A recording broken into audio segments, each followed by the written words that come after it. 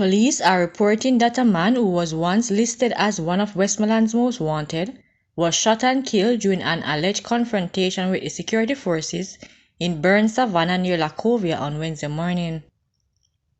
A reliable source named the deceased as Nicholson Reuben, otherwise called Evil, a 30-year-old farmer and resident of Burn Savannah. About 5 this morning, he was killed during a police operation. He was on Westmoreland's top 5 most wanted at some stage, and he was out on bail on a murder charge, said the source.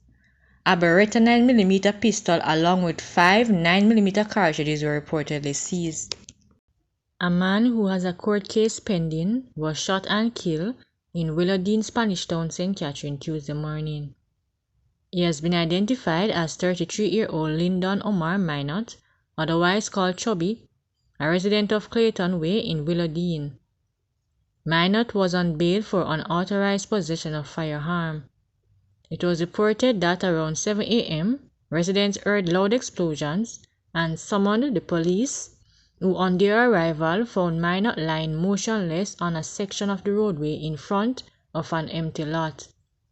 Upon investigating, the police discovered he was suffering from what appeared to be gunshot wounds to the head. Minot was assisted to the Spanish Town Hospital where he was pronounced dead.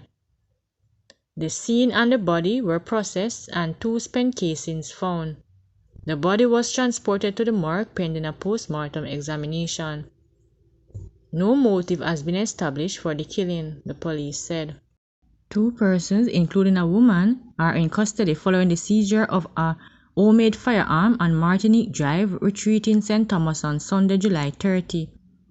Reports from the Morant Bay Police are that about 6:15 p.m., a team of officers conducted an operation in the area where one premises was searched and the imitation firearm and one 12-gauge cartridge was found. Both occupants were arrested, however, their identities are being withheld pending further investigation.